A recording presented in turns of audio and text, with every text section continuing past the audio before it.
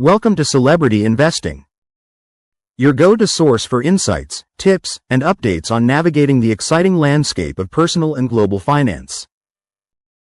Please like, share, and subscribe for more exclusive content. We're digging into why investing in payphone manufacturers doesn't make sense right now. Most cities pulled out payphones, people moved to smartphones, and the old booths turned into museum pieces.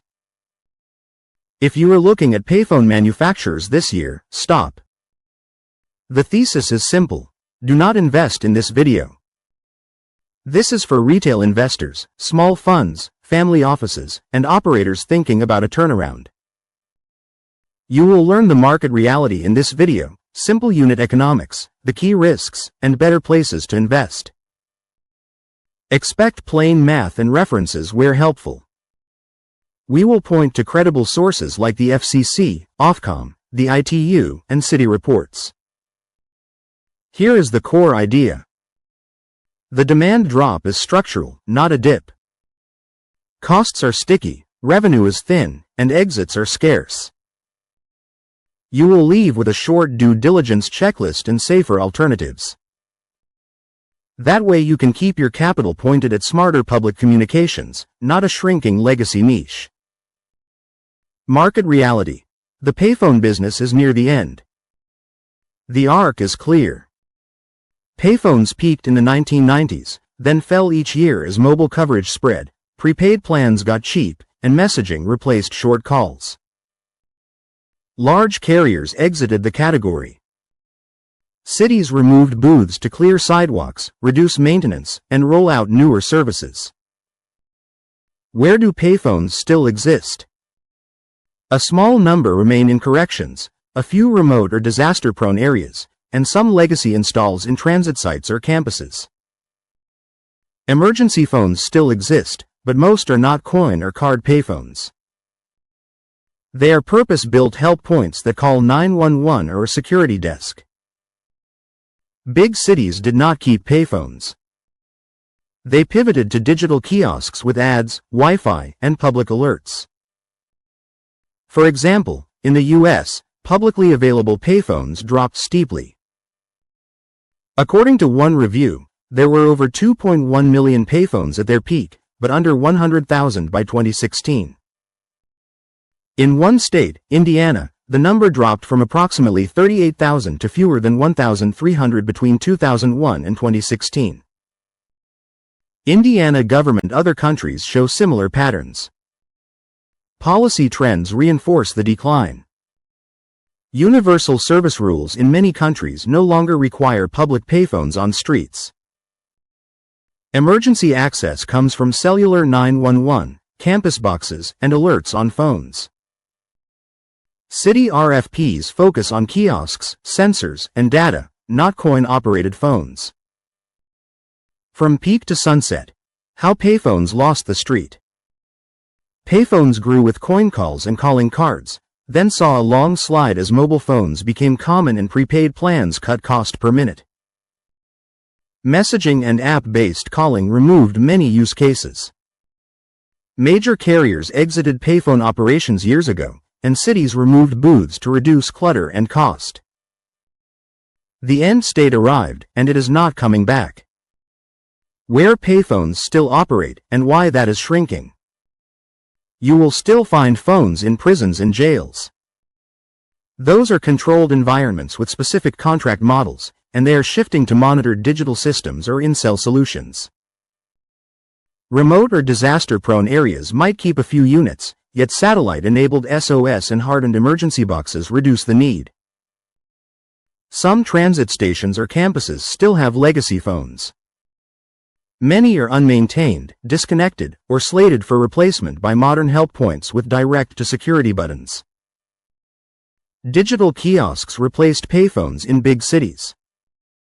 Large cities want screens that fund themselves with digital ad revenue, then layer in public Wi-Fi, wayfinding, alerts, and sensors for air or traffic data. Cities like the public service value and contract clarity. These kiosk firms are not classic payphone manufacturers. They are media and operations businesses with software, ad sales, network uptime guarantees, and city contracts. That is a different market with different economics. Policies and regulations are moving away from payphones.